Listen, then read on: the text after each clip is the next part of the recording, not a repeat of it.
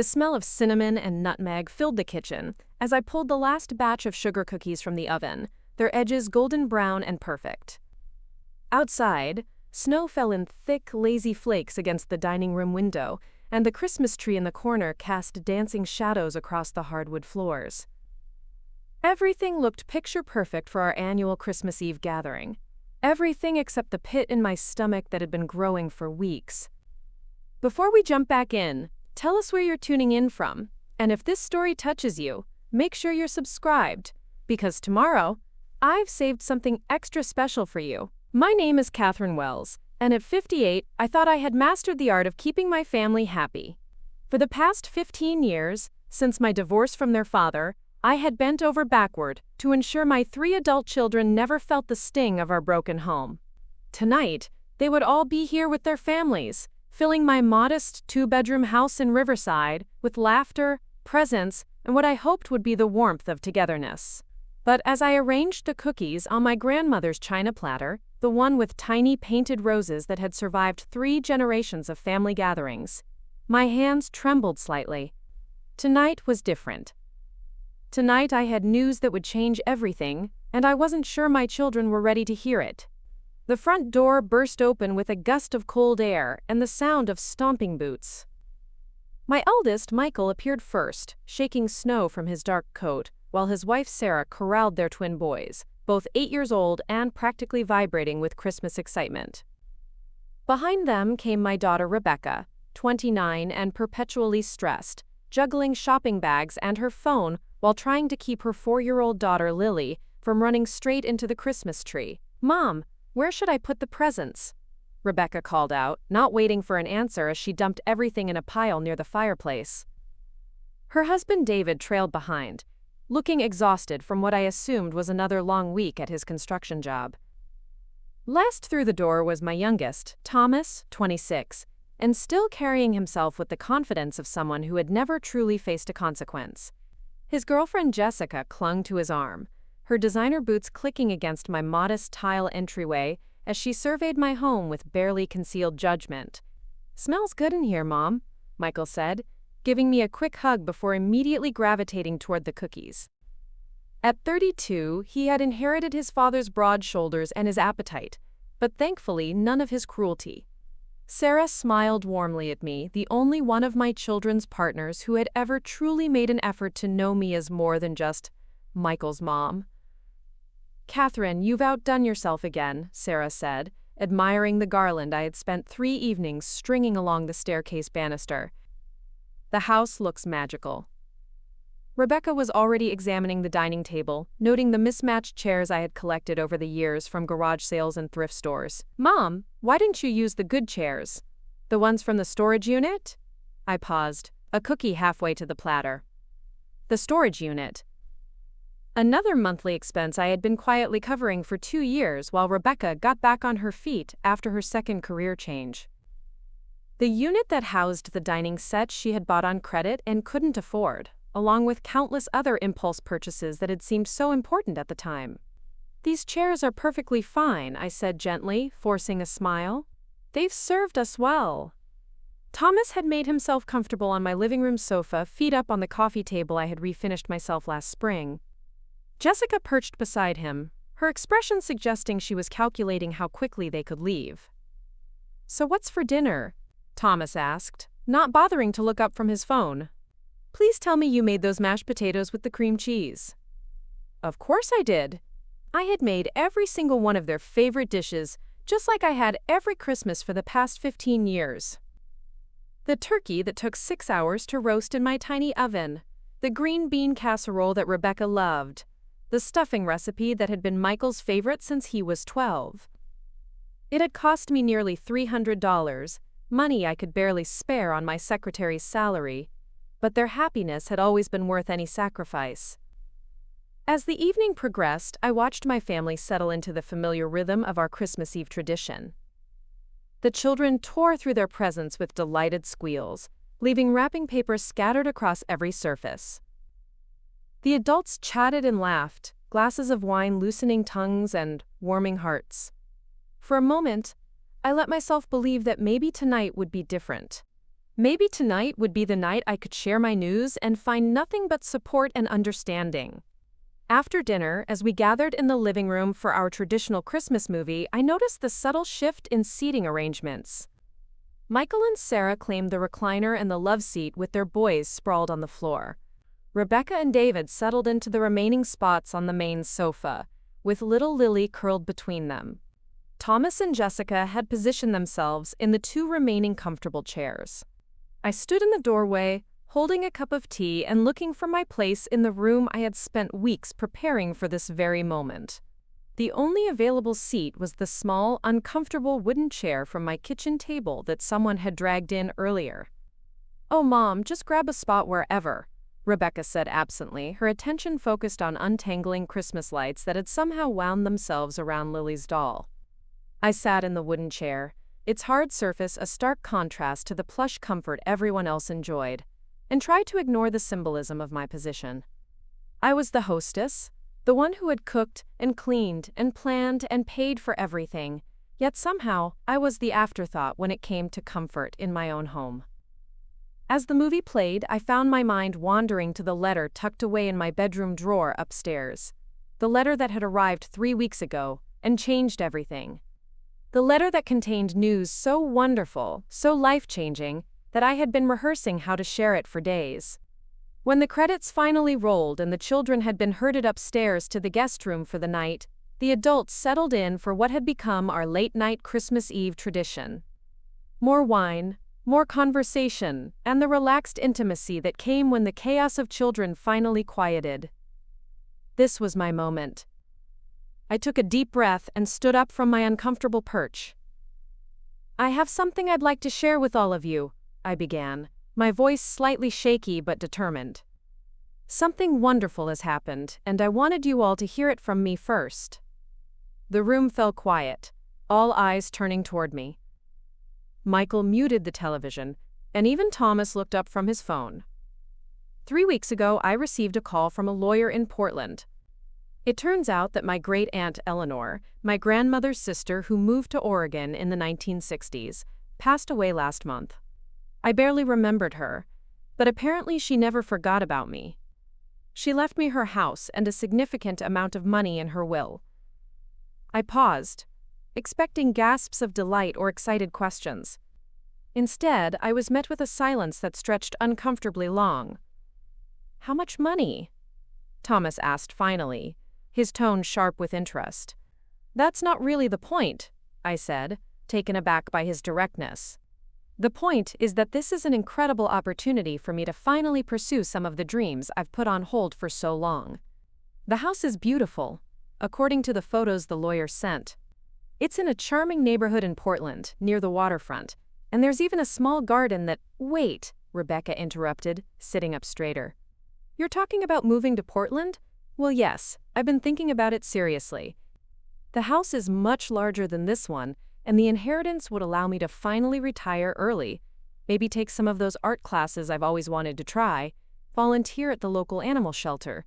What about us?" Michael's voice cut through my excited rambling like a blade. "What about the kids? What about family Christmas? What about everything here?"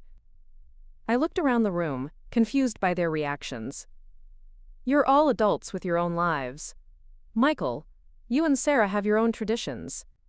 Rebecca, you're so busy with your career and Lily. Thomas, you're just starting out with Jessica. I didn't think my being a few states away would really impact." "Are you kidding me?" Rebecca's voice rose an octave. "Mom, you can't just abandon your family because you suddenly came into some money. We depend on you. The kids depend on you." "I'm not abandoning anyone," I said, trying to keep my voice calm. "I'm simply considering making a change that could improve my quality of life significantly. I've spent 15 years putting everyone else's needs first, and now I have an opportunity to finally think about what I want." Thomas laughed, but there was no humor in it. "What you want?" "Mom, you're 58 years old. What you should want is to be here for your family, not chasing some fantasy about starting over in a new city where you don't know anyone." "And what about the money?" Jessica spoke up for the first time all evening, her voice honey-sweet but her intentions clear. I mean, surely you're not planning to spend it all on yourself. You have children, grandchildren. This inheritance could set up college funds, help with down payments on houses, really make a difference for the people who matter most. The room felt like it was spinning slightly. This was not the conversation I had imagined having. The inheritance is mine, I said slowly, each word deliberate. Yes, I want to help my family when I can, just like I always have. But this is an opportunity for me to finally live the life I've always dreamed of. What life? Sarah asked quietly, and I realized she was the only one who hadn't spoken in anger. Catherine, what dreams are you talking about? I felt tears prick at the corners of my eyes. I've always wanted to travel, to take painting classes, to live somewhere beautiful and peaceful, maybe near the water, to volunteer and feel like I'm making a difference beyond just paying everyone's bills and hosting family dinners, to find out who I am when I'm not just somebody's mother or somebody's secretary. The silence that followed was deafening. Mom, Michael said finally, his tone condescending in a way that reminded me painfully of his father. Those are nice fantasies, but they're not realistic. You have responsibilities here, you have family here. You can't just run away because you've come into some money. I'm not running away, I protested, but even as I said it, I wondered if maybe I was. Maybe the idea of escaping to Portland, of starting fresh, where no one knew me as the woman who said yes to everything, was exactly what I needed to do. Besides, Rebecca added, how do you even know this inheritance is real? These things are usually scams. Some lawyer calls you up, tells you about money, and then steals your identity or something. You should really have Michael look into it before you get your hopes up. I've already verified everything, I said, my voice growing stronger. I've spoken with 3 different law firms, the bank and the estate executor. It's completely legitimate. Then you should be smart about it, Thomas said, leaning forward in his chair. Invest it conservatively, keep it local, use it to help your family build better lives. Don't blow it on some midlife crisis adventure that you'll regret in 6 months. I stared at my youngest child, the boy I had raised single-handedly after his father left, the young man whose rent I had helped pay just last month when his hours at the restaurant were cut, the same person who was now lecturing me about responsibility and smart financial decisions. This isn't a midlife crisis, I said, my voice barely above a whisper. This is the first opportunity I've had in decades to choose what I want, instead of what everyone else needs from me. Preparing and narrating this story took us a lot of time, so if you are enjoying it, subscribe to our channel, it means a lot to us. Now back to the story.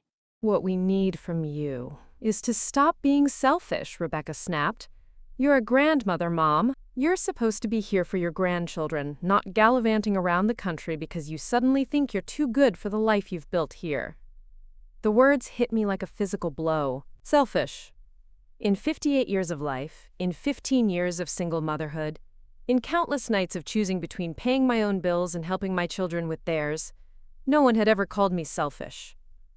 I think, I said slowly, standing up from my uncomfortable chair, that maybe we should continue this conversation tomorrow when everyone has had time to think. No, Mom, Michael said, his voice firm. We should finish this conversation now. Because honestly, if you're serious about this Portland thing, if you're really considering abandoning your family for some inheritance money, then maybe you need to hear some hard truths. I felt something cold settle in my chest. What hard truths? The truth is that you're not thinking clearly, Rebecca said, crossing her arms. The truth is that this inheritance has gone to your head, and you're making impulsive decisions that will hurt everyone who loves you.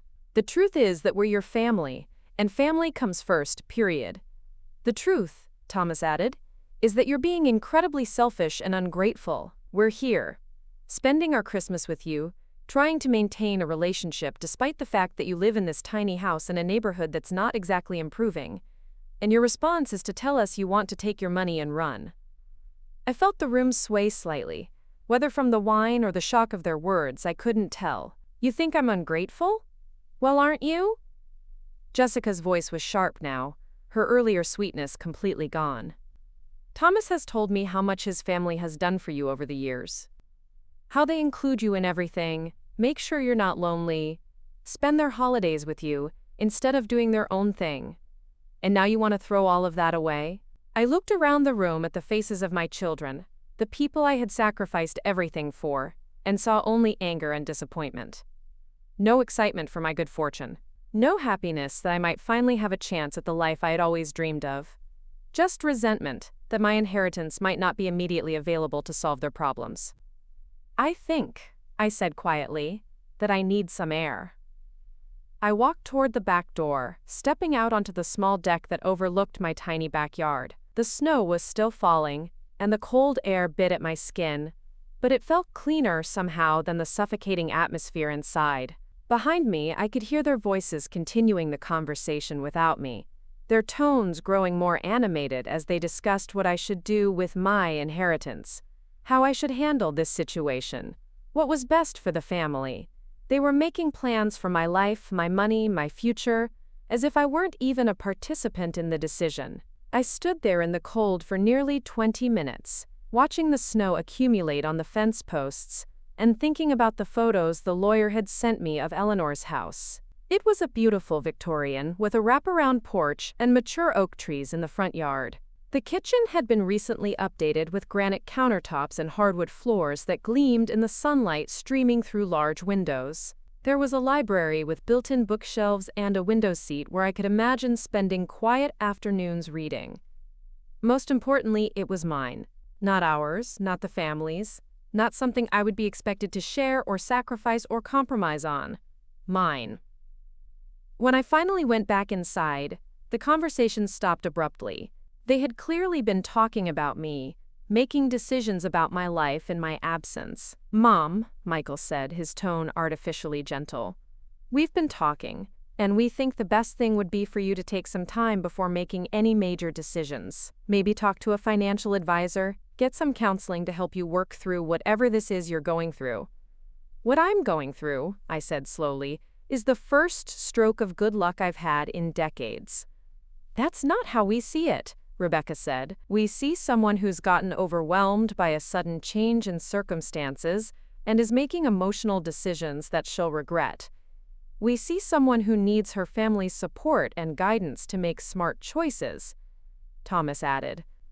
I looked around the room one more time, taking in the scene. My children and their partners, comfortable in my home, surrounded by the Christmas decorations I had spent weeks putting up, full of the dinner I had spent days preparing, discussing how to manage my life and my inheritance as if I were a child who couldn't be trusted with her own decisions. "I think," I said quietly, "that I'm going to go to bed now. It's been a long day." "Mom, we're not finished talking about this," Michael called after me as I headed toward the stairs. "Yes," I said without turning around, "we are." I climbed the stairs to my bedroom, the voices behind me rising again as they resumed their discussion of what was best for me. I closed my door and sat on the edge of my bed, looking at the small framed photo on my nightstand. It was a picture of me from 10 years ago, taken during a rare weekend trip to the coast that I had taken by myself. I was smiling in the photo, truly smiling, in a way that looked foreign to me now. That night, I lay awake listening to the sounds of my family settling in for the night. Michael and Sarah got the guest room, as always. Rebecca and David took the fold-out couch in the living room. Thomas and Jessica got the air mattress in the basement family room. The grandchildren were scattered throughout the house on sleeping bags and cots, excited about the prospect of waking up to Christmas morning. And I was alone in my own bedroom, in my own house, listening to the quiet conversations and laughter drifting up from below, feeling more isolated than I had ever felt in my life. When I finally drifted off to sleep sometime after 2 in the morning, I dreamed about a house with a wraparound porch and oak trees in the front yard, where no one questioned my decisions or made plans for my future without asking me first.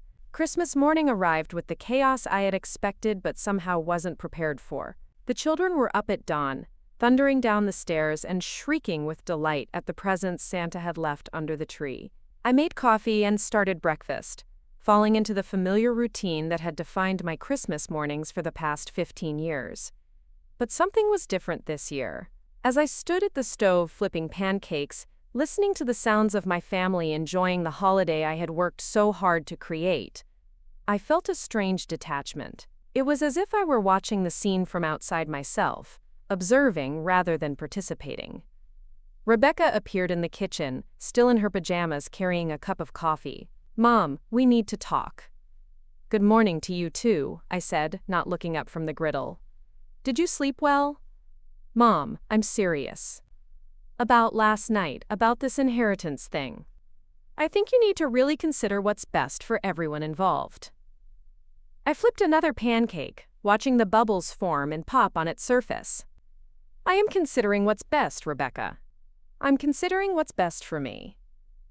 "But that's just it," she said, her voice taking on the patient tone she usually reserved for explaining something to Lily. "What's best for you is being here with your family. You raised us to value family above everything else. You can't just throw that away now because you've come into some money." I set down my spatula and turned to face my daughter. "Did it ever occur to you that I might have dreams and goals that extend beyond being available to babysit and host holidays and solve everyone's financial emergencies?" Rebecca's face flushed. "That's not fair, Mom. We don't ask you to solve our financial emergencies." I stared at her for a long moment. "Rebecca, in the past year alone, I've helped you with rent twice, paid for Lily's daycare when David was between jobs, bought the tires for your car when yours were deemed unsafe, and covered the deposit for your storage unit when you couldn't afford to keep paying for it. How is that not solving financial emergencies?" "Those were temporary situations," she said defensively. "We always pay you back. Name one time you've paid me back." The silence stretched between us, broken only by the sizzling of pancakes on the griddle behind me. "That's different," she said finally. "That's what mothers do. That's what family does. We help each other." "Help each other," I repeated slowly. "When was the last time you helped me with anything, Rebecca? When was the last time any of you asked how I was doing? Whether I needed anything? Whether I was happy? We're here, aren't we?" she said, gesturing toward the living room where the sounds of Christmas morning continued. "We spend our holidays with you. We include you in our lives. You spend your holidays in my house, eating food I cooked, opening presents I bought, while I make sure everyone else is comfortable and happy. That's not including me in your lives. That's using my home as a venue for your family gathering." Rebecca's eyes filled with tears. "How can you say that? How can you reduce everything we have to something so cold and calculating?" I felt my own tears threatening, but I forced them back. "I'm not trying to be cold, sweetheart. I'm trying to be honest. For the first time in 15 years, I'm trying to be honest about what I want instead of what everyone else needs from me." "And what you want is to abandon your family for some fantasy life in Portland?" "What I want," I said quietly, "is to find out who I am when I'm not constantly worried about everyone else's problems. What I want is to wake up in the morning and ask myself what I'd like to do today instead of what needs to be done for other people. What I want is to feel like my life belongs to me." Thomas appeared in the kitchen doorway, drawn by our voices. "Everything okay in here?" "Mom's having second thoughts about Portland," Rebecca said, wiping her eyes. "Actually," I said, turning back to the stove, "I'm having second thoughts about staying." The conversation that followed involved the entire family gathered in my kitchen while I finished making breakfast. It was a repeat of the previous night's discussion, but with the added element of the children occasionally running through, high on Christmas sugar and excitement. Michael took the lead, as he always did when the family needed to present a united front. "Mom, we've all been talking and we think the best solution is for you to invest the inheritance money locally. Maybe buy a bigger house here in Riverside, something where we could all gather more comfortably. Put some money aside for the grandkids' college funds. Help Rebecca and David get back on their feet so they can buy their own place. Help us all get more stable," Thomas added. "I mean, if you really want to help your family, this inheritance is the perfect opportunity to do it." I served breakfast in silence, setting plates of pancakes and bacon in front of my family while they continued to plan my future. They talked about real estate markets and investment strategies and college savings plans, as if the inheritance were a family windfall rather than my personal good fortune. "What about what I want?" I asked finally, setting the last plate on the table. What about what we need? Michael countered. Mom, you raised us to be a family. You always told us that family comes first, that we support each other no matter what. Now you have the means to really support us, to make a real difference in all our lives, and you're talking about running away to play house in some city where you don't know anyone. I'm talking about finally living my own life, I said, sitting down in the one remaining chair at my own dining table. I'm talking about pursuing dreams I've had since before any of you were born. Dreams are for people who can afford them, Jessica said, speaking up for the first time that morning. You have responsibilities. I looked at this young woman, barely 24 years old, who had been dating my son for less than 6 months, telling me what I could and couldn't afford to dream about. You're right, I said quietly. Dreams are for people who can afford them. And for the first time in my adult life, I can afford them. Not if you want to maintain your relationships with your family, Thomas said, his voice harder than I had ever heard it. Mom, if you choose some inheritance over your own children, don't expect us to be here when you come back broke and lonely in a few years. The threat hung in the air like smoke. I felt something shift inside me, something that had been bending for years, finally reaching its breaking point. Are you giving me an ultimatum? I asked, my voice deadly calm. We're telling you the truth, Rebecca said. We're telling you that if you abandon your family for money, there will be consequences. I nodded slowly, processing what I was hearing. My children, the people I had raised to be kind and loving and supportive, were threatening to cut me out of their lives if I used my own inheritance to pursue my own happiness. I see, I said, and what if I stay? What if I use the inheritance to buy a bigger house here, to set up college funds, to solve everyone's financial problems? What do I get in return? You get your family, Michael said, as if it were obvious. I get to continue being the person everyone comes to when they need money, or babysitting, or a place to host holidays, I clarified. I get to continue putting everyone else's needs and wants ahead of my own. I get to continue being a supporting character in everyone else's lives instead of the protagonist of my own.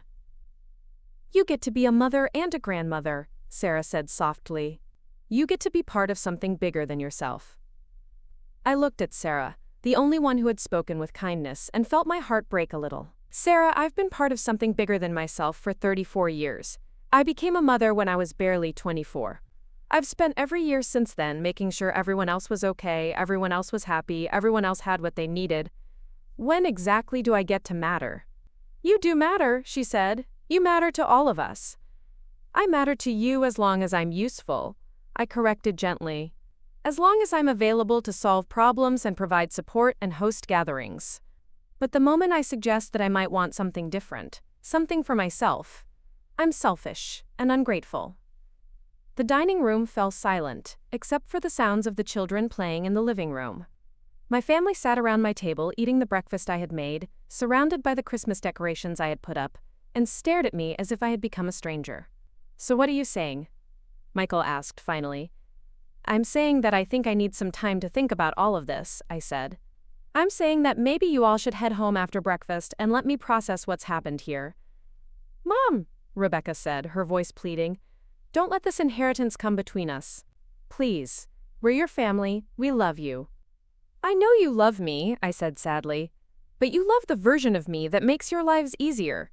You don't love the version of me that might want something different. After they left, the house felt eerily quiet. I spent the afternoon cleaning up the debris of Christmas morning, washing dishes and folding laundry and putting away decorations. The repetitive tasks gave me time to think, to process the conversations of the past 24 hours. By evening, I had made my decision. I called the lawyer in Portland and told him I would be accepting the inheritance and planning to relocate within the next few months. I called a real estate agent and put my house on the market. I called my boss and gave notice that I would be retiring at the end of January. For the first time in years, I felt like I was making choices, instead of just responding to other people's needs and expectations. That night, I sat in my living room with a cup of tea, looking at the photos the lawyer had sent me of Eleanor's house. My house now. I imagined myself on that wraparound porch, reading a book in the morning. Sun. I imagined myself in that beautiful kitchen, cooking for pleasure instead of obligation. I imagined myself in that library, surrounded by books I had chosen, pursuing interests I had neglected for decades. Most of all, I imagined myself free from the constant weight of other people's expectations. Free to discover who Catherine Wells was when she wasn't busy being everyone else's solution to their problems. It was the most peaceful I had felt in years. The next few weeks passed in a blur of activity. My house sold faster than expected to a young couple who fell in love with the neighborhood. I began the process of sorting through 15 years of accumulated possessions, deciding what to take with me to my new life and what to leave behind. My children called less frequently than usual, but when they did, the conversations were strained and awkward. They seemed to be waiting for me to come to my senses, to call off the move and return to my role as the family safety net. I didn't hear from them at all the week I was supposed to close on Eleanor's house.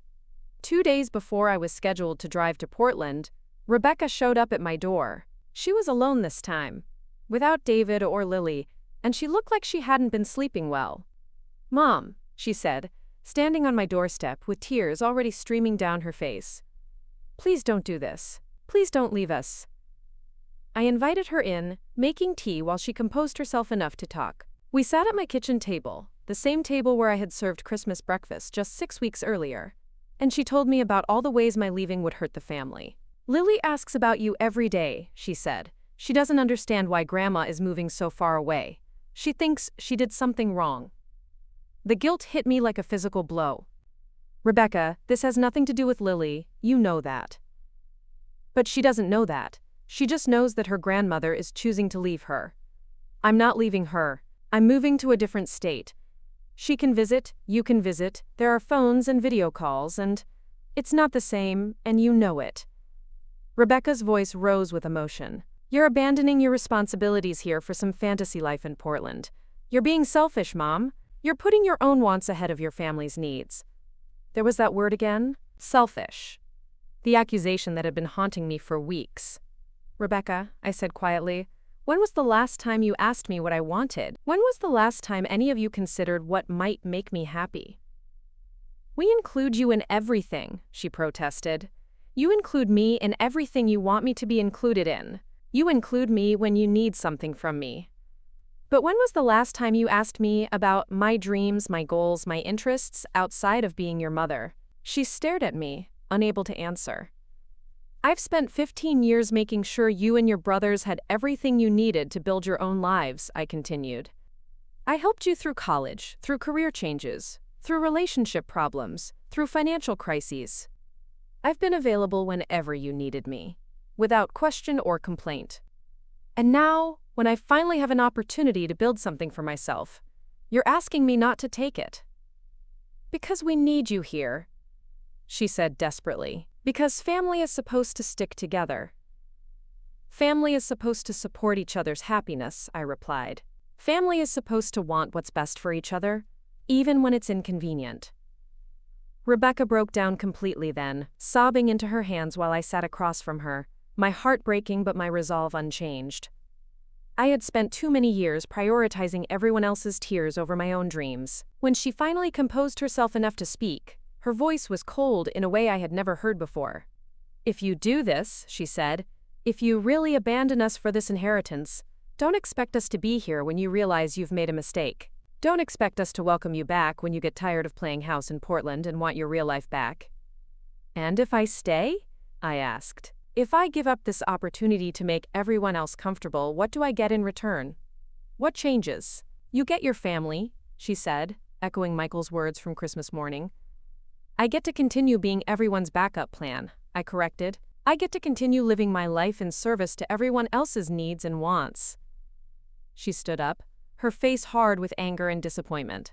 "I can't believe you're choosing money over family." "I'm not choosing money over family," I said sadly. "I'm choosing myself over the version of myself that everyone else wants me to be."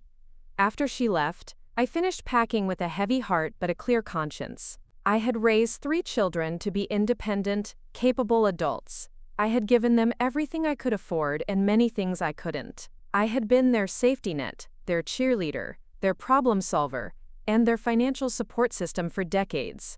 Now it was time to be something else. It was time to be Catherine Wells, not just somebody's mother or somebody's solution.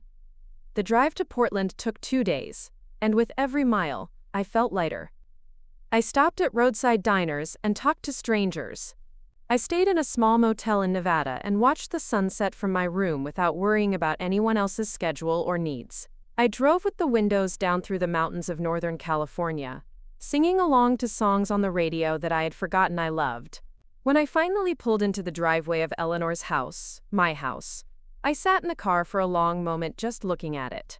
The wraparound porch was even more beautiful in person, and the oak trees in the front yard were just beginning to show the tender green buds of early spring. I unlocked the front door and stepped into my new life. The house was everything the photos had promised and more. Hardwood floors gleamed in the afternoon sunlight streaming through large windows. The kitchen was spacious and modern, with granite countertops and more cabinet space than I had ever dreamed of having. The library took my breath away, with its built-in bookshelves and cozy window seat overlooking the back garden. But more than the physical beauty of the house, it was the silence that struck me most. Not the empty silence of loneliness, but the peaceful silence of possibility. No one calling my name, asking for money, expecting dinner, demanding solutions to their problems. Just space and time, and the freedom to decide what came next. I spent my first week in Portland exploring the neighborhood, introducing myself to shopkeepers and librarians, and slowly beginning to understand what it meant to live without the constant background hum of other people's expectations. The local coffee shop became my morning ritual, where I could sit with a book and watch the city wake up around me. The farmers market on Saturday mornings offered fresh flowers and vegetables I could buy simply because I liked them, not because I was planning a meal for 8 people. The house itself became a sanctuary in ways I hadn't anticipated. I set up the library exactly as I had imagined, with my favorite books arranged on the built-in shelves, and a soft reading chair positioned near the window where morning light filtered through the lace curtains Eleanor had left behind. The kitchen became my creative space, where I experimented with recipes I had always wanted to try but never had time for when I was constantly cooking for a crowd. Most surprisingly, I discovered that I actually enjoyed my own company. For decades, silence in my house had meant everyone was gone, and I was waiting for them to return, to need something, to require my attention. Here, silence meant possibility. It meant I could spend an entire afternoon reading without interruption, or sit in the garden with my morning coffee watching birds I couldn't identify build nests in Eleanor's carefully tended rose bushes. 3 weeks into my new life, I enrolled in a watercolor painting class at the community center. The instructor was a patient woman named Helen, who had been teaching art to retirees for over a decade. She didn't ask about my family or my previous life, didn't need explanations for why I was starting something new at 58. She simply handed me a brush and helped me discover that I had a natural talent for capturing the play of light on water. It was during my 4th painting class that my phone rang with a call from Michael.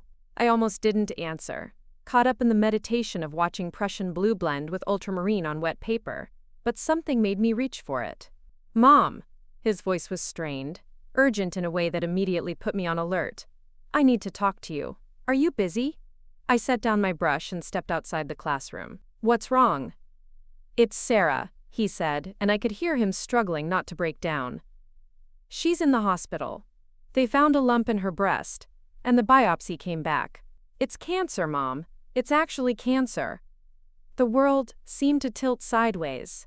Sarah, sweet Sarah, who had always treated me with kindness, who had genuinely seemed to care about my happiness, even when her own husband was pressuring me to stay. Sarah, who was only 31 years old with twin 8-year-old boys who needed their mother. "What do the doctors say?" I asked, already mentally calculating flight times and hospital protocols. "They want to start chemotherapy immediately. She's going to need surgery, probably a mastectomy. The boys don't even know yet, we don't know how to tell them." His voice cracked completely. "Mom, I don't know how to do this. I don't know how to take care of her and the boys and work and manage everything. I need help. I need you." For a moment, I was transported back to all the times one of my children had called me in crisis, all the times I had dropped everything to rush to their aid. The familiar surge of maternal adrenaline, the immediate impulse to fix and solve and support, rose up in me like muscle memory. "Of course," I heard myself saying. "Of course I'll help. What do you need me to do?" "Can you come home?" he asked, and the relief in his voice was palpable. "Can you come back and help us get through this? I know things were complicated when you left, but this is bigger than all of that. This is life and death, Mom. We need our family." I closed my eyes, feeling the familiar weight of responsibility settling back onto my shoulders. "Michael, of course I'll come help. But I'm not moving back permanently. I'm not giving up my life here. I'll come for a few weeks, help you get organized, help with the boys during the initial treatment. But this is a visit, not a return." "Whatever you're comfortable with," he said quickly. "I just need you here. The boys need their grandmother. Sarah needs someone who knows how to take care of people."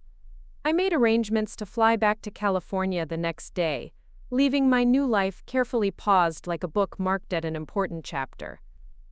The flight gave me time to think about what I was walking back into, what it would mean to re-enter the family dynamics I had worked so hard to escape. When Michael picked me up at the airport, he looked like he had aged 5 years in the 2 months since I had seen him. His face was drawn with worry and exhaustion, his usually neat appearance rumpled and distracted. "Thank you for coming," he said as we drove toward the hospital. "I know this is hard after everything that happened at Christmas, but I didn't know who else to call." "You call your mother," I said simply. "That's what you do in a crisis. I may have moved away, but I'm still your mother." At the hospital, I saw Sarah propped up in bed, looking impossibly young and fragile in her hospital gown. She tried to smile when she saw me, but the fear in her eyes was unmistakable. "Catherine?" she said, reaching for my hand. "You came." "Of course I came," I said, settling into the chair beside her bed. "How are you feeling?" "Scared," she admitted. "Angry. Confused about why this is happening now, when the boys are still so young. The doctor says the treatment plan is aggressive but promising, but all I can think about is what happens if it doesn't work." I spent the afternoon with Sarah while Michael handled logistics with doctors and insurance companies. We talked about treatment schedules and childcare needs, and how to explain cancer to 8-year-old boys in terms they could understand. But mostly, we just sat together, 2 women facing the kind of crisis that puts everything else into perspective. That evening, I had dinner with Michael and the boys at their house. The twins, Jake and Danny, seemed subdued but not yet fully aware of the magnitude of what their family was facing. They knew Mommy was sick, but children that age can't really comprehend the concept of life-threatening illness. "Grandma Catherine," Jake said over his spaghetti, "Daddy says you live in Portland now. Is that really far away?" "It's pretty far," I said carefully. "About a 2-day drive." "Why did you move so far away?" Danny asked. "Don't you like us anymore?" The question hit me like a physical blow. I looked at these 2 beautiful boys, Sarah's children, and realized that whatever anger I held toward their father couldn't extend to them. They were innocent victims of the adult conflicts that had torn our family apart. "I like you very much," I said gently. "I moved because sometimes grown-ups need to try new things, live in new places, but that doesn't mean I don't love you." After dinner, Michael and I talked while the boys played video games in the living room. The conversation was stilted at first, both of us carefully avoiding the minefield of our last interactions, but gradually we found our way to the practical matters at hand. "I've taken leave from work," he said, "but I can't take care of everything indefinitely. Sarah's gonna need someone with her during the day, while I'm at appointments, or dealing with insurance, or trying to maintain some income. The boys are going to need consistency, someone who can pick them up from school and help with homework, and just be present when everything else feels chaotic." "What about Rebecca and Thomas?" I asked. "Are they helping?" Michael's expression darkened slightly. "Rebecca is dealing with her own problems. David lost his job last month, and they're behind on rent again. She's barely keeping her own family afloat. And Thomas?" He paused, choosing his words carefully. "Thomas thinks we should hire professional help, instead of asking family to sacrifice their lives for us." The irony wasn't lost on me. Thomas, who had accused me of abandoning my family, was now suggesting they hire strangers, rather than ask for help from the family members who were actually available. "What do you need from me specifically?" I asked. I need you to move back, he said, meeting my eyes directly. Not forever, but for the duration of Sarah's treatment. Maybe 6 months, maybe a year. I need someone I trust to help manage the household, to be there for the boys, to help Sarah when she's too sick from chemo to take care of herself. Michael, I said slowly, I understand the urgency of the situation, and I want to help, but I'm not moving back. I'm not giving up the life I've built in Portland.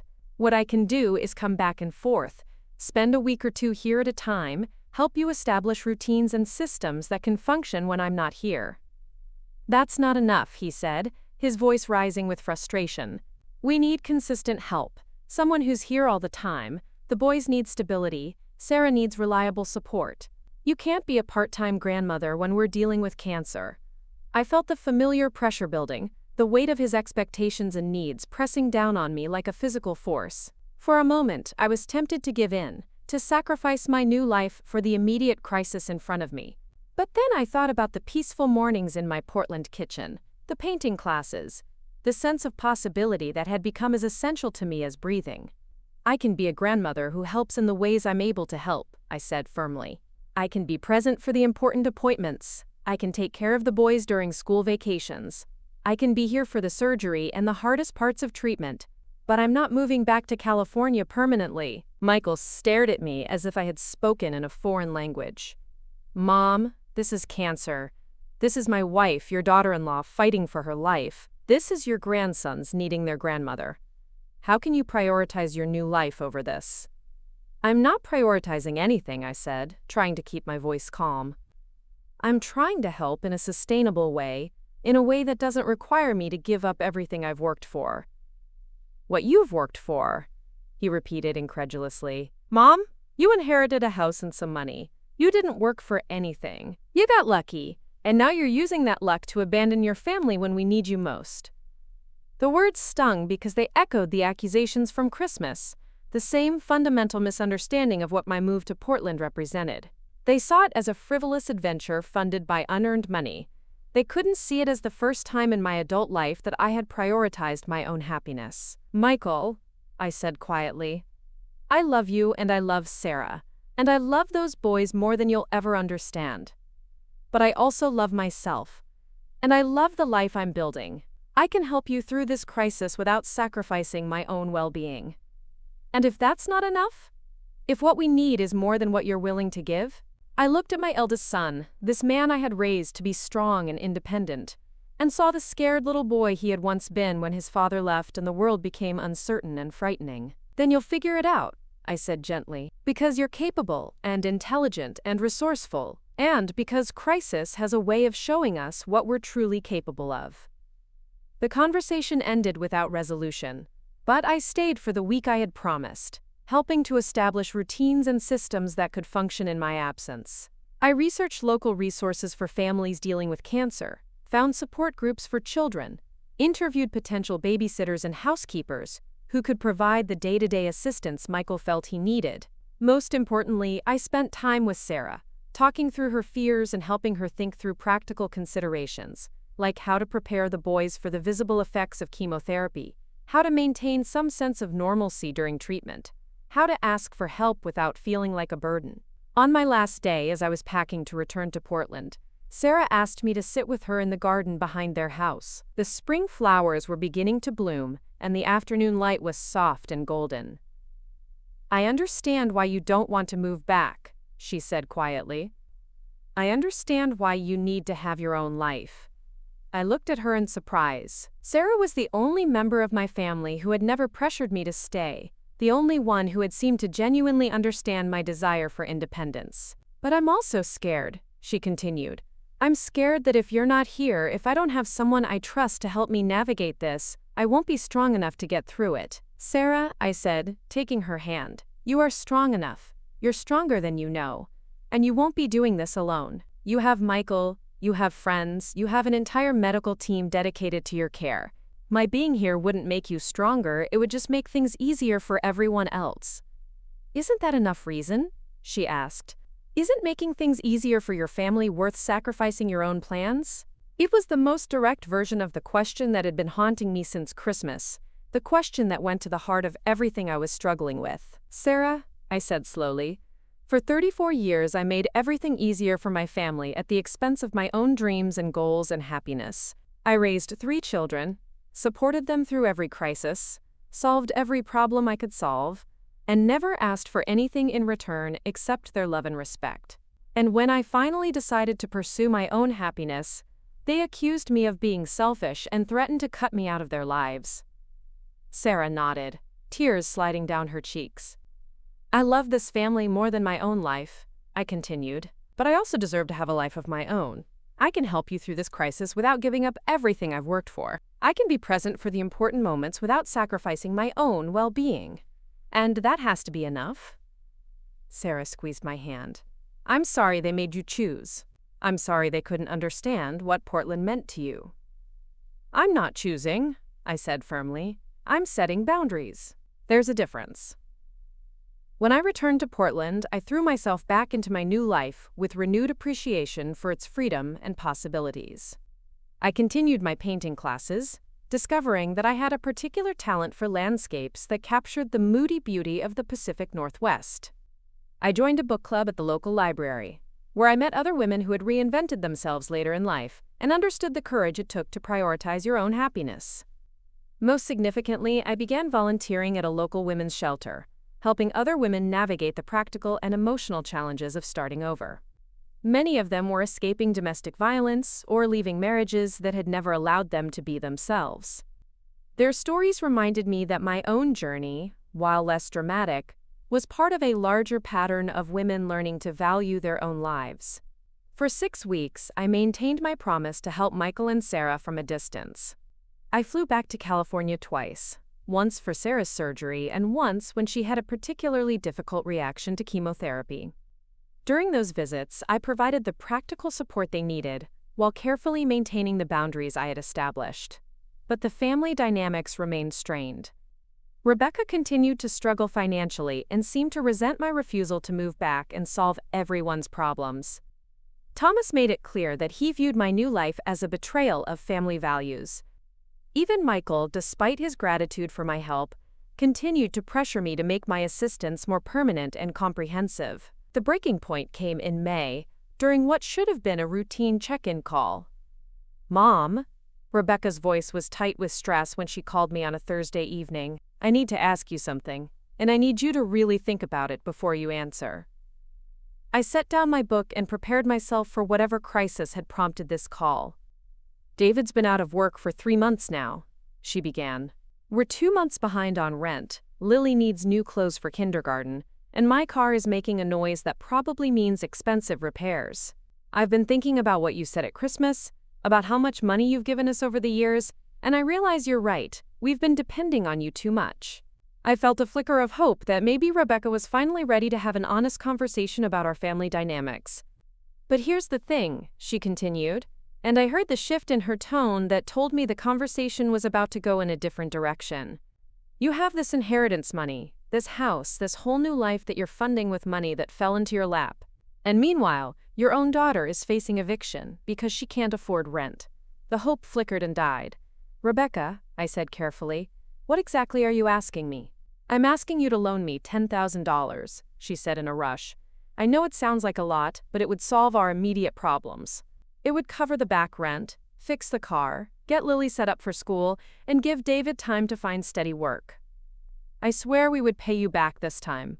We would set up a payment plan, make it official, treat it like a real loan. I closed my eyes, feeling the familiar weight of family obligation pressing down on me.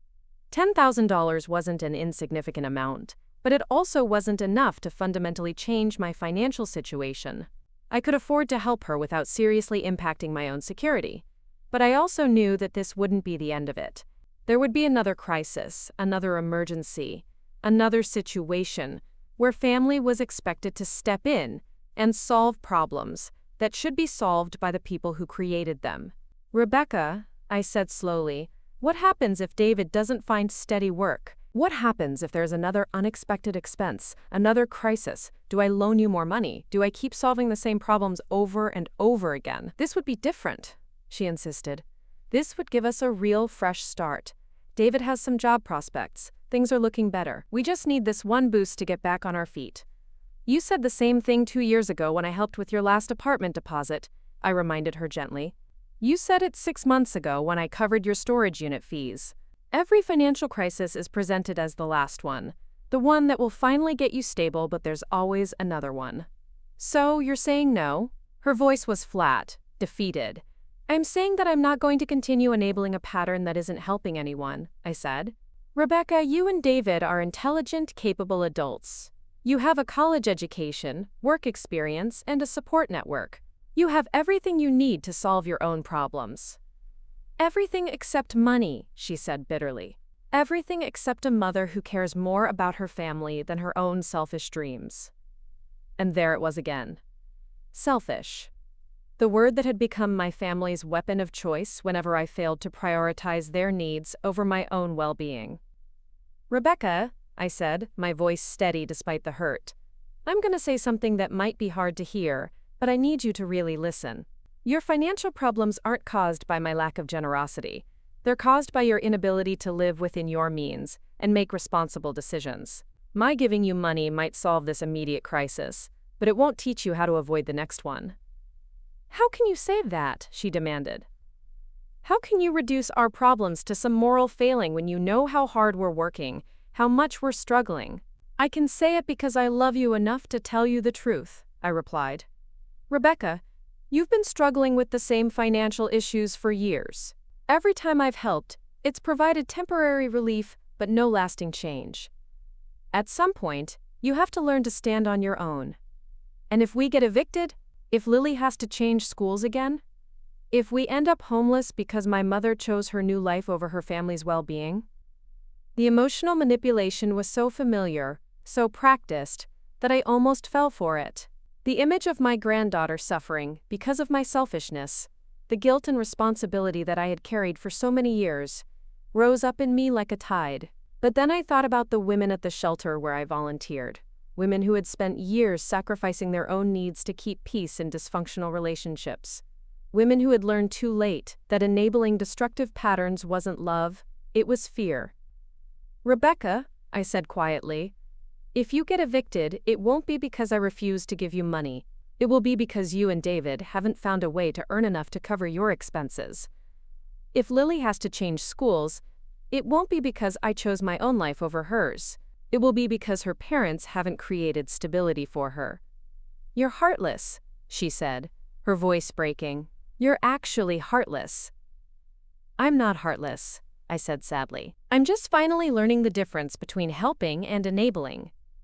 The call ended with Rebecca hanging up on me, but I wasn't surprised when my phone rang again 20 minutes later. This time it was Thomas, his voice cold with anger. I just talked to Rebecca, he said without preamble.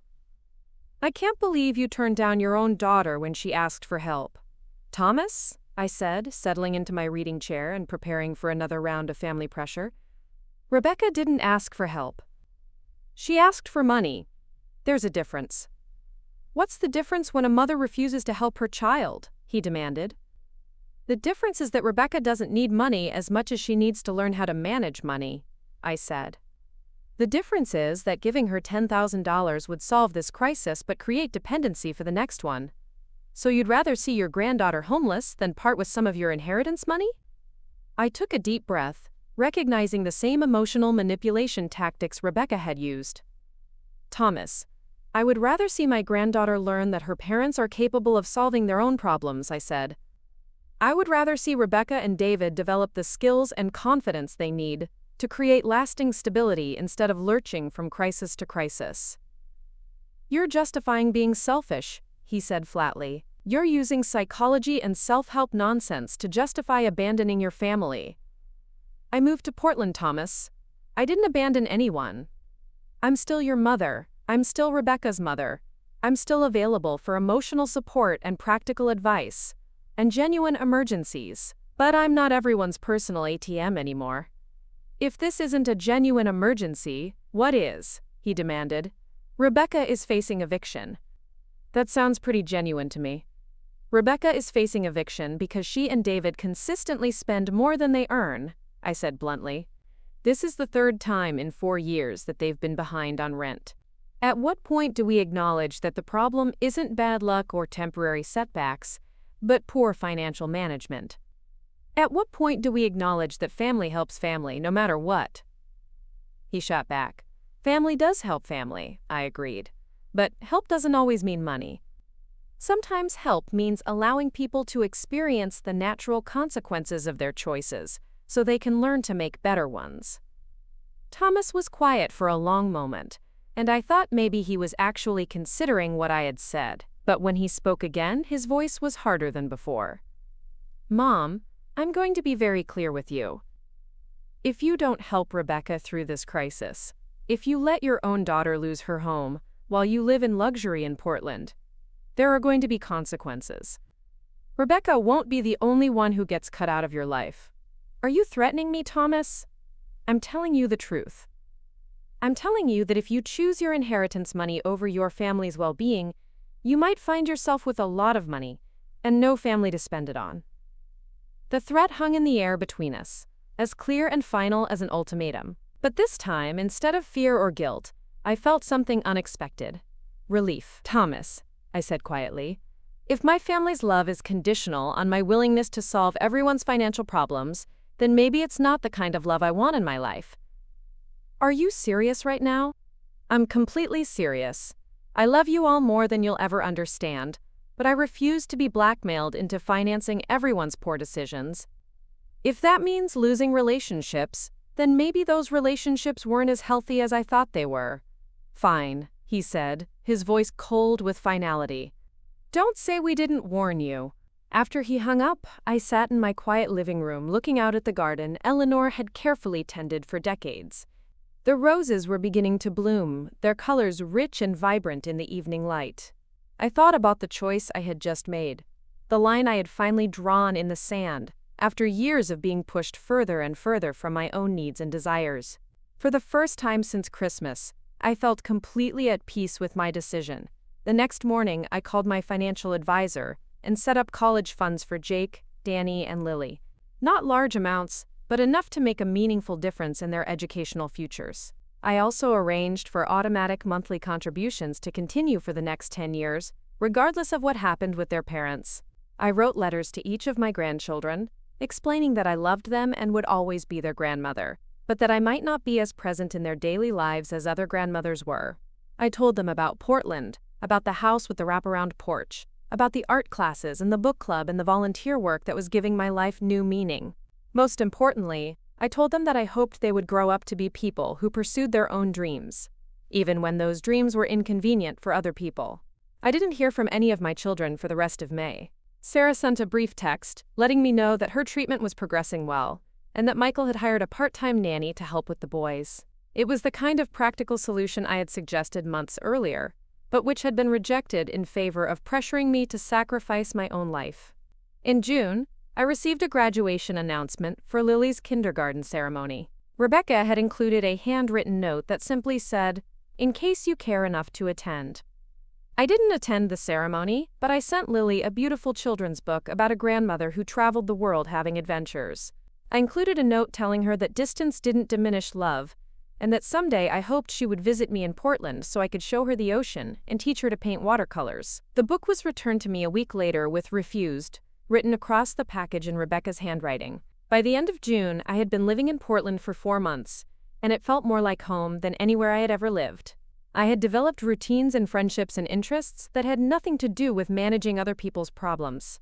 I woke up each morning and asked myself what I wanted to do that day, a question that still felt revolutionary after decades of structuring my time around other people's needs. The painting classes had evolved into a small studio group that met twice a week to work on individual projects and critique each other's work. My landscapes had progressed from tentative exercises to confident compositions that captured something essential about the Pacific Northwest's moody beauty. The volunteer work at the women's shelter had become one of the most meaningful parts of my new life. Working with women who were rebuilding their lives from scratch reminded me daily that it was never too late to choose yourself, never too late to prioritize your own well-being over other people's expectations. But the estrangement from my children was a constant ache, a background sadness that colored even my happiest moments. I missed my grandchildren with a physical pain that sometimes left me breathless. I worried about Sarah's treatment and Michael's stress and even Rebecca's financial struggles, despite my determination not to enable them. The isolation was the price of my freedom, and most days I was willing to pay it. But some days, usually when I saw other grandmothers with their grandchildren at the farmer's market or the park, the cost felt almost unbearable. It was on one of those difficult days in early July that my phone rang with a call from a number I didn't recognize. I almost didn't answer, but something made me pick up on the fourth ring. "Mrs. Wells?" The voice was young, professional, slightly nervous. "Yes? This is Ashley Morrison from Riverside Elementary School. I'm calling about your granddaughter, Lily Hartwell. We have you listed as her emergency contact." My heart stopped. "Is Lily okay? What's happened?" "Lily is fine," Ashley said quickly. "She's not hurt. But there's been a situation, and we haven't been able to reach either of her parents. We were hoping you might be able to pick her up or help us get in touch with them." "What kind of situation?" I asked, already mentally calculating how quickly I could get to the airport. Lily's parents were supposed to pick her up from summer camp at 3 o'clock. It's now almost 6, and we haven't heard from them. Lily is getting upset, and we're required to contact emergency contacts when parents are more than 2 hours late without communication. I felt ice form in my stomach. Rebecca might be irresponsible with money, but she was never irresponsible with Lily. Something was seriously wrong. "Have you tried calling the police or checking local hospitals?" "We're not able to take those steps unless a family member requests it," Ashley said. "That's why we're calling you." "I'm in Portland," I said, my mind racing through possibilities. "I can't physically pick up Lily, but I can authorize you to release her to someone else if necessary. Let me try to reach her parents and call you back within the hour." I tried Rebecca's phone first, then David's, then Rebecca's work number. All went straight to voicemail. I called Michael, whose phone rang several times before going to voicemail as well. Finally, I tried Thomas, who answered on the second ring. "Mom?" He sounded surprised to hear from me. "Is everything okay?" "Thomas, I need you to help me with something. Lily's school called me because Rebecca and David didn't pick her up from summer camp, and they can't reach either parent. Can you go get her?" "What do you mean they didn't pick her up?" His voice was sharp with concern. "That doesn't sound like Rebecca." "I know, that's why I'm worried. Can you go to the school right now and pick her up?" "I'll deal with trying to find Rebecca and David." "Yeah, of course. I'm leaving now." While Thomas drove to the school, I continued trying to reach Rebecca and David. I called Rebecca's work again and spoke to her supervisor, who told me she had left at noon claiming a family emergency. I called David's mother, who hadn't heard from them in several days but promised to start making calls to mutual friends. An hour later, Thomas called me back from the school. "I have Lily," he said. "She's okay, just scared and confused. But Mom, I found out what happened. Rebecca and David were arrested this afternoon." "Arrested?" The word didn't make sense. "For what?" "Apparently David's been dealing drugs on the side, trying to make extra money. Rebecca either knew about it or got caught up in it somehow. They were arrested in some kind of sting operation around lunchtime." I sat down heavily in my reading chair, trying to process what Thomas was telling me. My daughter, the woman I had raised to be responsible and honest, was in jail on drug charges. "What happens to Lily?" I asked. "That's what I was calling to ask you," Thomas said. "I can keep her tonight, but I don't know anything about taking care of a 5-year-old. And I don't know how long Rebecca and David are going to be in jail, or what the legal process looks like. Have you been able to find out anything about bail or when they might be released?" "I'm working on it, but it's complicated. Drug charges can be serious, and if David was actually dealing, they might not get bail right away." I closed my eyes, feeling the weight of another family crisis settling onto my shoulders. But this time, it wasn't about money or convenience or family expectations. This time, it was about a 5-year-old girl who needed protection and stability, while her parents faced the consequences of choices I couldn't have imagined them making. "Thomas," I said, making the decision even as I spoke, "I'm flying back tomorrow. Can you keep Lily overnight and meet me at the airport?" "You're coming back?" He sounded genuinely surprised. "I'm coming back to help with Lily," I corrected. "I'm not moving back. I'm not resuming my old role as family problem solver. But Lily is innocent in all of this, and she needs someone who can provide stability while her parents sort out their legal issues." "Mom," Thomas said quietly, "I know things have been strained between us. I know we've said some harsh things. But thank you. Thank you for coming back when we really need you." "Thomas," I said, "there's a difference between coming back because you need me and coming back because Lily needs me. I want to be very clear about that." "I understand," he said. "We'll talk more when you get here." That night, I packed a single suitcase with enough clothes for what I hoped would be a short trip back to California. I called my painting instructor to let her know I'd be missing classes, called the shelter to arrange for someone else to cover my volunteer shifts, called my neighbor to ask her to water Eleanor's garden while I was away. As I prepared to leave the life I had built in Portland, I felt the familiar tug of family obligation pulling me back into patterns I had worked so hard to escape. But this time was different. This time, I wasn't being manipulated or guilted into sacrificing my own well-being. This time, I was making a choice to help someone who genuinely needed protection and had no other options. The flight back to California felt like traveling backward through time, leaving the peaceful independence I had discovered, and returning to the chaos and drama that had defined my family relationships for so many years. But as the plane descended into LAX, I reminded myself that I was no longer the same person who had fled to Portland 4 months earlier. I was still Catherine Wells, the woman who had learned to prioritize her own happiness. I was just temporarily lending my strength to someone who couldn't advocate for herself. Thomas was waiting for me at baggage claim, with Lily clinging to his hand, her usually bright demeanor subdued and uncertain. When she saw me, she broke free from her uncle and ran straight into my arms, burying her face against my shoulder. "Grandma Catherine," she whispered, "where are Mommy and Daddy?" "Uncle Tommy says they had to go away for a while, but I don't understand why they didn't tell me." I held her tight, breathing in the familiar scent of her strawberry shampoo and feeling my heart break for this innocent child caught in the crossfire of adult mistakes. "Sometimes grown-ups have problems they need to fix, sweetheart, but the important thing is that you're safe and loved."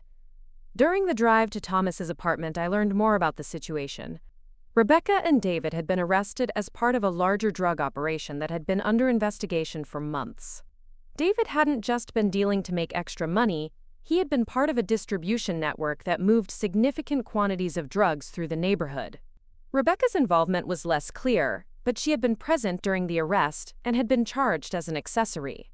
"The lawyer says Rebecca might get out on bail within a week if she cooperates with the investigation," Thomas explained while Lily dozed in the back seat. "But David is looking at serious prison time if he's convicted. Even if Rebecca gets out, she's going to need to find a new place to live, a new job. Probably a new city if she wants to start fresh. And Lily? That's the complicated part.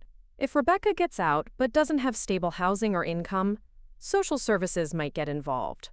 If David goes to prison and Rebecca can't prove she can provide a stable home, Lily could end up in foster care while they sort everything out." I watched the familiar California landscape pass outside the window, thinking about how quickly a child's life could be turned upside down by adult choices. Lily had already changed schools 3 times in her short life due to her parents' financial instability. Now she was facing the possibility of losing her family entirely. "What are you thinking, Mom?" Thomas asked quietly. "I'm thinking that this is exactly the kind of crisis I was afraid would happen if I kept enabling Rebecca's poor decisions," I said honestly. "I'm thinking that maybe if I had refused to help with rent and deposits and storage units over the years, she might have been forced to face the reality of her financial situation before it led to something like this." Thomas was quiet for a moment. "Are you saying this is your fault?" "No," I said firmly. "I'm saying that constantly rescuing people from the consequences of their choices doesn't actually help them learn to make better choices. It just delays the inevitable reckoning." We spent the evening at Thomas's apartment, a neat 1-bedroom space that was clearly designed for a single person with minimal possessions. Lily seemed lost in the unfamiliar environment, asking repeatedly when she could go home and see her parents. Thomas did his best to entertain her with cartoons and take-out pizza, but the strain of suddenly being responsible for a traumatized child was evident in his exhausted expression. That night, Lily slept in Thomas's bed while he took the couch, and I made do with an air mattress on the living room floor. It was uncomfortable and cramped, but it gave me time to think about what came next. The next morning, while Lily was absorbed in coloring books that Thomas had hastily purchased, I met with the lawyer Rebecca's court-appointed attorney had recommended for family law issues. Margaret Chen was a sharp woman in her 40s who specialized in custody cases involving criminal charges.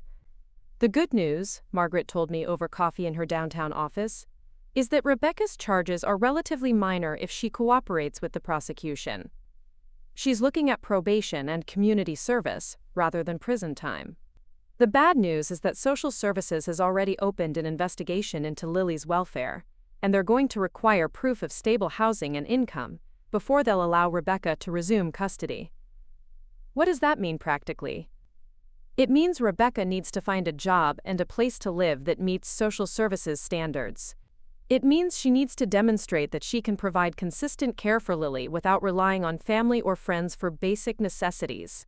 And it means she needs to do all of this while complying with the conditions of her probation. I thought about Rebecca's track record with employment and housing, her pattern of financial crises and dependence on family support.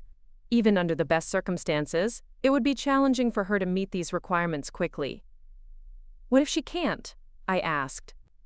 Then Lily could end up in foster care while Rebecca works on meeting the requirements, Margaret said bluntly. Or a family member could petition for temporary guardianship if they can demonstrate they can provide a more stable environment. The implication was clear.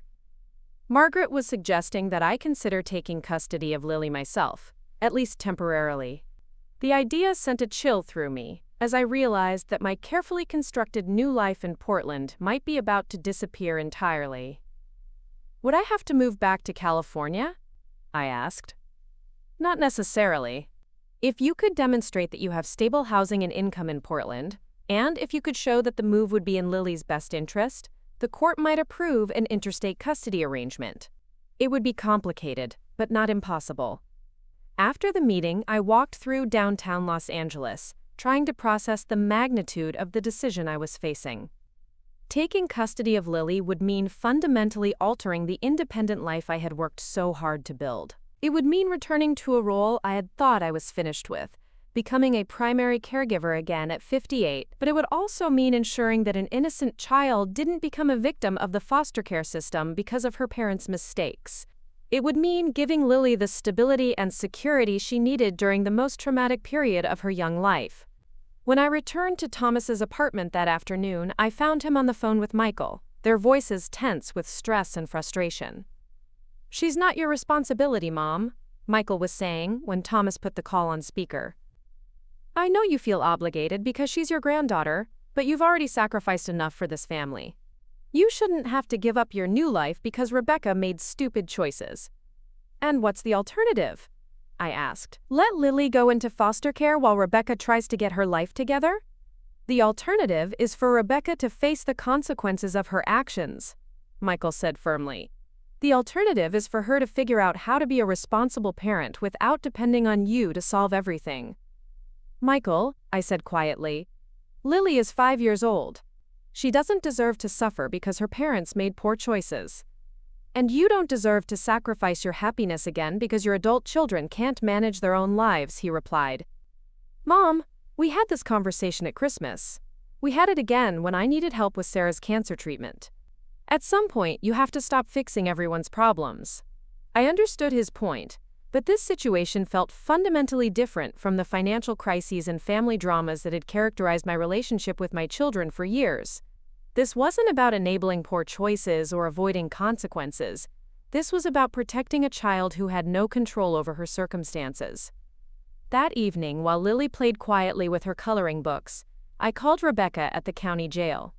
The conversation was brief and heartbreaking, her voice hollow with shame and fear. "I never meant for this to happen," she said, crying so hard I could barely understand her. "I knew David was stressed about money, but I didn't know how he was trying to solve it. I was just in the wrong place at the wrong time when they arrested him."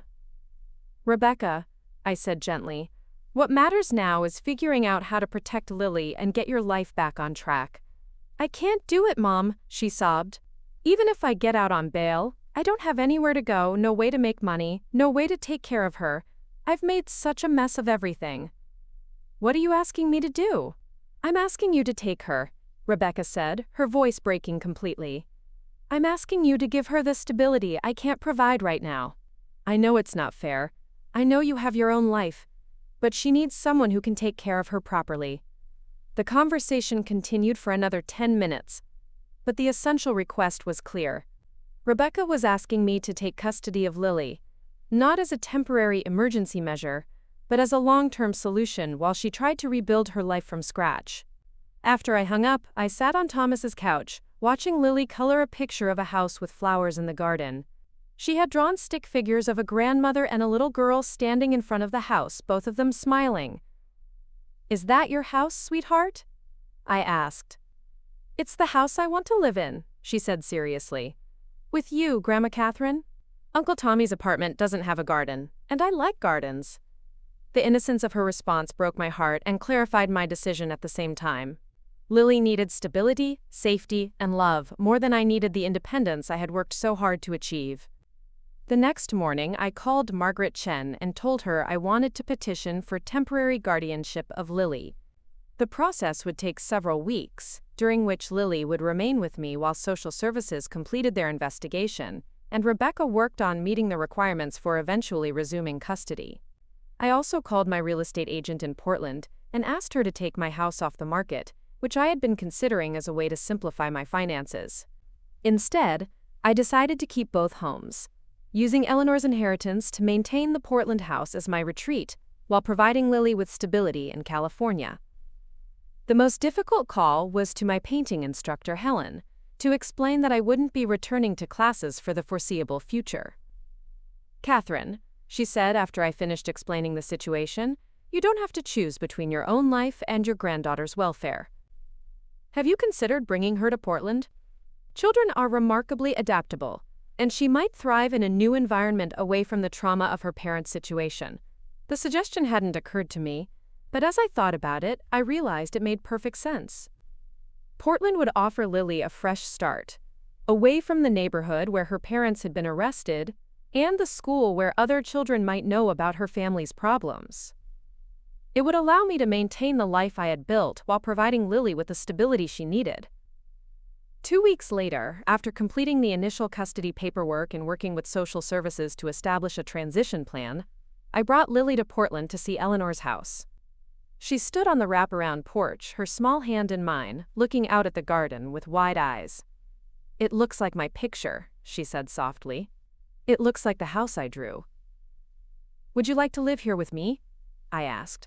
"We could plant flowers in the garden, and I could teach you to paint pictures of the ocean." "Would I still be able to see Mommy?" "Of course, sweetheart. Mommy is working on getting better, and when she's ready, you'll be able to visit her. But for now, you'll live here with me, and we'll take care of each other." Lily nodded solemnly, then surprised me by wrapping her arms around my waist. "I love you, Grandma Catherine. Thank you for taking care of me." As we stood on the porch of the house that had become my sanctuary, I realized that sometimes the greatest act of self-love is choosing to love someone else when they need it most. I had fought so hard for my independence, for my right to live my own life, but providing a safe haven for my granddaughter didn't feel like a sacrifice. It felt like an expansion of the life I had built, a way to share the peace and stability I had discovered with someone who desperately needed both. 6 months later, Lily was thriving in her new Portland school, making friends, and discovering a love of art that reminded me of myself at her age. Rebecca had completed her probation and was working as a waitress in Sacramento, slowly rebuilding her life with the understanding that she would need to prove her stability before resuming custody. David was serving a 3-year prison sentence, and Rebecca had filed for divorce. My relationship with my children remained complicated but had evolved in unexpected ways. Michael, dealing with Sarah's ongoing cancer treatment, had developed a new appreciation for the sacrifices involved in caregiving and had stopped pressuring me to solve his problems. Thomas visited Portland regularly, building a genuine relationship with Lily and slowly learning to see me as a person rather than just a resource. Most surprisingly, my taking custody of Lily had forced my children to confront their own assumptions about family responsibility. They began to understand that my move to Portland hadn't been about abandoning them, but about creating a life stable enough to provide real help when it was genuinely needed. As I watched Lily paint her first watercolor landscape in the garden behind Eleanor's house, I thought about the journey that had brought us both to this moment. I had fought for the right to live my own life, and in doing so, I had created a foundation strong enough to support someone else when their world fell apart. The couch I had been relegated to on that Christmas Eve seemed like a lifetime ago, a symbol of how I had allowed others to minimize my value and importance. Now, sitting in my own garden with my granddaughter beside me, I understood that the most radical act of self-respect had been refusing to accept treatment that diminished my worth. I had made them sleep on their financial worries, not out of cruelty, but out of love. Love for them, love for myself, and love for the possibility that people could learn to stand on their own when they were no longer enabled in their dependence. In the end, I had discovered that setting boundaries wasn't about choosing yourself over family. It was about loving yourself enough to be available for what truly mattered when it mattered most. Up next, you've got 2 more standout stories right on your screen. If this one hit the mark, you won't want to pass these up. Just click and check them out.